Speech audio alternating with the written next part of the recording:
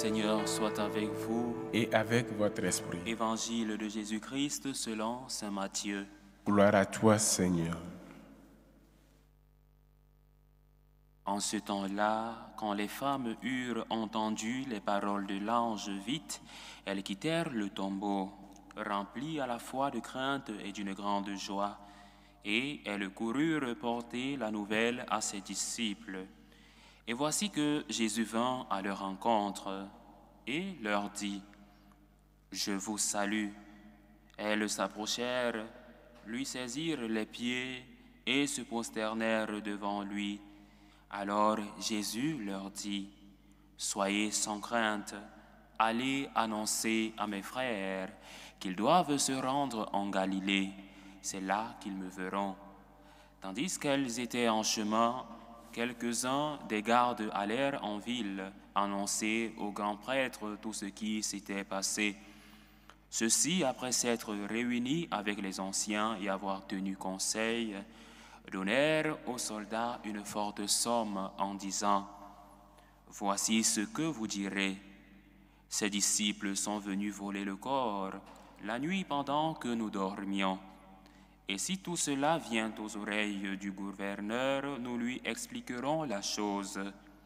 Et nous vous éviterons tout ennui. » Les soldats prirent l'argent et suivirent les instructions. Et cette explication s'est propagée chez les Juifs jusqu'à aujourd'hui. Acclamons la parole de Dieu. Louange à toi, Seigneur Jésus.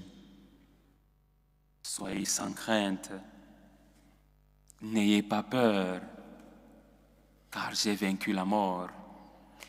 Soyez sans crainte, allez dire à mes frères que j'ai vaincu la mort et que je les précède en Galilée. Qu'ils aillent en Galilée et là, ils me verront.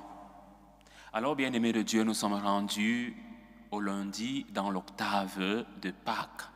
La Pâques qui est la grande fête chrétienne. La fête où nous célébrons la mort et la résurrection du Christ. Pour nous chrétiens, c'est le mystère de notre foi. Et là, avec cette fête, le kérigme, notre profession de foi, prend tout son sens. Alors, depuis l'aube de Pâques, avec la vigile pascale et la célébration d'hier, nous entrons dans un nouveau printemps, un printemps d'espérance envahit le monde, un printemps d'espérance qui envahit notre monde, qui nous envahit personnellement. Et ces mots sont les mots du feu pape Benoît XVI. La Pâque est un nouveau printemps qui envahit tout le monde. Il est donc important pour nous de nous plonger dans la profondeur du mystère pascal. Ce printemps, ce renouveau, cet aggiornamento, il n'est pas un symbole, mais il est le mystère de notre foi. Ce renouveau est pour nous, chrétiens, l'élément le plus fondamental qui nous unit directement au Père et au Christ avec le Saint-Esprit. Et Saint Paul le dit, si nous mourons avec le Christ, avec lui nous ressusciterons. C'est notre foi. Et le Christ qui est ressuscité vient nous donner cette espérance, l'espérance qu'il y a la vie éternelle. Alors ce printemps de renouveau n'est pas qu'un symbole. Il est une réalité spirituelle, théologique, une réalité existentielle pour nous qui sommes à la suite du Christ. Car la Pâque n'est pas seulement un souvenir, un zikaron, une commémoration. C'est un moment historique enfermé dans le passé qui se renouvelle. Elle est le commencement d'une vie nouvelle, d'un monde nouveau inauguré par la victoire du Christ sur la mort. Oui, le Christ est ressuscité. ce n'est pas une utopie. Le Christ a été vainqueur, vainqueur des ténèbres, vainqueur du péché, vainqueur de la mort. Alors, soyons dans la joie. Il est vraiment ressuscité. Le Christ est ressuscité. Comme il a promis, il a vaincu la mort. Soyons dans l'allégresse. L'évangile d'aujourd'hui que nous avons écouté nous montre des femmes saisies de crainte et de joie. Un double sentiment, un sentiment de crainte et un sentiment de joie. Il est à noter que les femmes furent les premières apôtres de la résurrection, les premières missionnaires de la résurrection. Elles sont allées au tombeau et ont constaté que le tombeau était vide, que la pierre avait été roulée. Et le récit de la veillée pascale nous l'a montré. 2 hommes leur apparurent. Alors, elles furent saisies de crainte. Et aujourd'hui, le récit nous montre que le Seigneur lui-même apparaît à ces femmes. Il leur dit, « Je suis vivant, soyez dans l'allégresse, n'ayez pas peur. » Alors, le message de Pâques pour nous aujourd'hui est ce message, celui de nous dépouiller de toute crainte, de toute peur. N'ayez pas peur, car le Christ a vaincu le monde, car le Christ nous ouvre les portes du ciel et nous donne l'espérance chrétienne et nous donne la victoire sur le monde, la victoire sur nos doutes, la victoire sur nos faiblesses, sur nos péchés, la victoire sur le mal. Alors la Pâque est pour nous un renouveau, un recommencement, un aggiornamento, comme disent les Italiens. Il est donc pour nous aujourd'hui de nous reconstituer en disciples missionnaires du Christ ressuscité.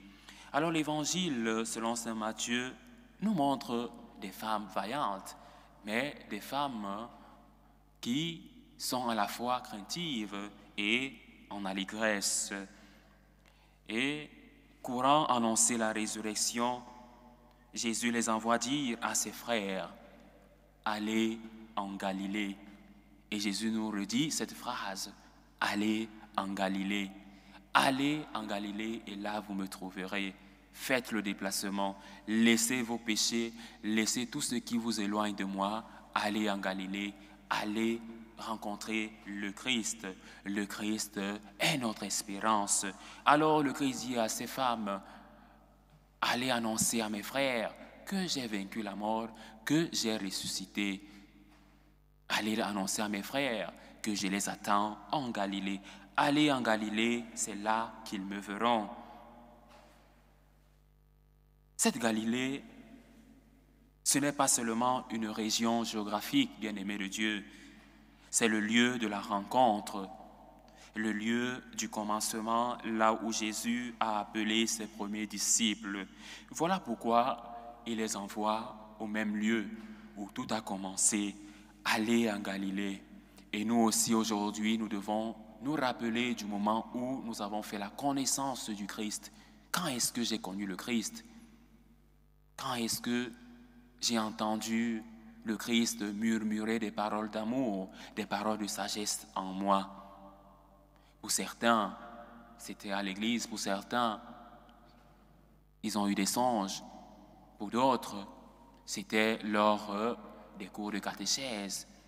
Et pour d'autres encore, ça a été une rencontre frappante comme Saint Paul, qui se réclame comme le dernier des apôtres, celui qui a connu le Christ crucifié. Alors chacun de nous doit se rappeler du moment où il a fait la rencontre du Christ. Et moi, je me rappelle encore de mon enfance, cette enfance qui a été joyeuse, une enfance où j'ai été frappé par cette rencontre, la rencontre avec le Christ.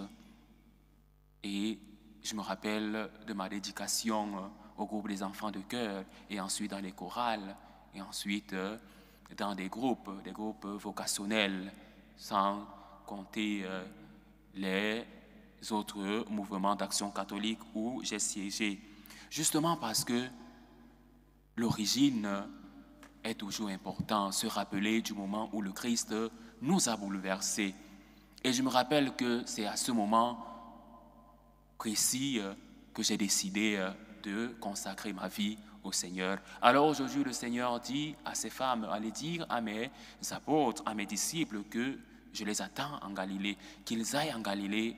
Là, ils me trouveront. L'origine où tout a commencé. C'est le lieu de la rencontre, le lieu du commencement, là où Jésus a appelé ses premiers disciples. Il les invite à revenir aux sources. Il nous invite à revenir aux sources, à la mission, à la confiance. C'est dans la simplicité de leur vie quotidienne, dans le concret de leur engagement qu'ils le verront. Revenons aux sources, le Christ est Alpha, il est l'Oméga. Alors si nous nous rappelons des paroles du prêtre qui a célébré la vigile pascale sur le siège, justement, il y a eu cette marque précise, le Christ, l'origine de tout, Alpha et la fin, Oméga, l'éternité. Alors, bien-aimés de Dieu, nous sommes appelés aujourd'hui à nous rappeler nos origines. Le mystère de la résurrection n'est pas seulement un fait historique, mais il est pour nous mystère de foi, un mystère qui vient tout chambouler, qui vient nous appeler à un aggiornamento, à un renouvellement intérieur. C'est pourquoi la première lecture que nous avons écoutée, tirée des Actes des Apôtres, Pierre proclame avec force, ce Jésus, Dieu l'a ressuscité. Nous tous, nous en sommes témoins. Et aujourd'hui, nous aussi, nous sommes témoins de la résurrection du Christ. Annoncer le Christ ressuscité est pour nous témoignage de foi, est pour nous annonce non seulement messianique, mais aussi christique, christologique, mais à la fois salvifique pour nous qui sommes à l'école, à la Sequela Christi. Ce Jésus, dit saint Paul, Dieu l'a ressuscité d'entre les morts et nous en sommes des témoins. C'est le cœur du kérygme, c'est le cœur du mystère de la foi.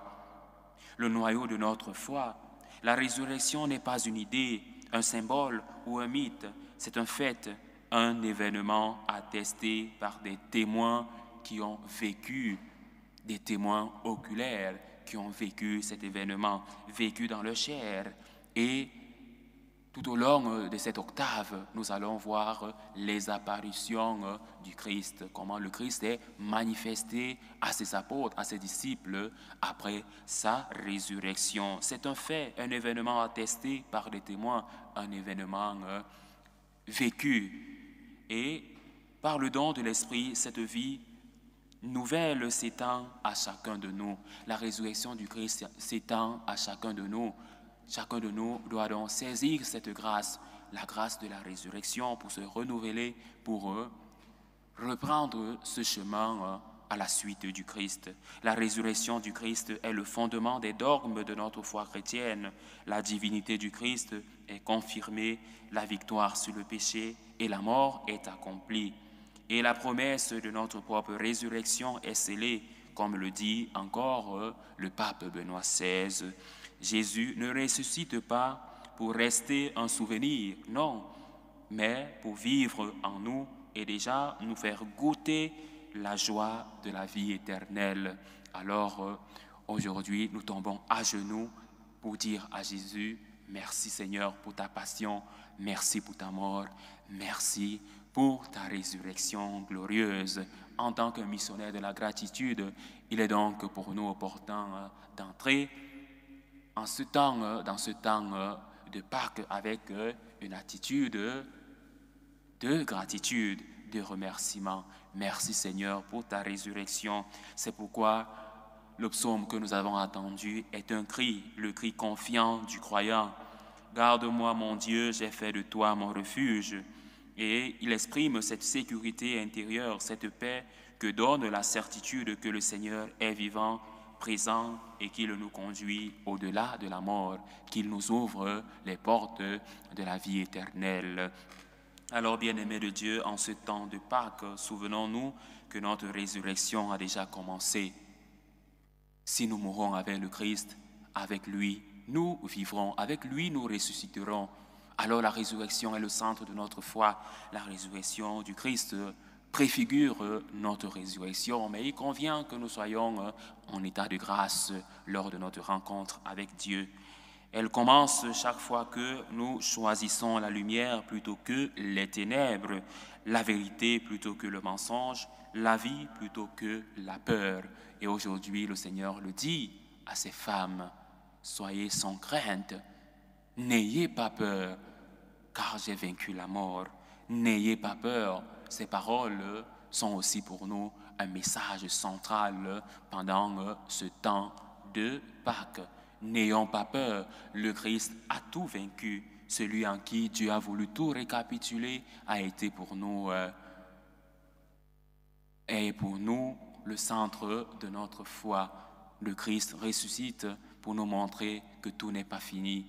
Après la souffrance, après la mort, il y a la résurrection glorieuse. Alors, allons-nous aussi en Galilée. Allons à la rencontre du Christ en Galilée.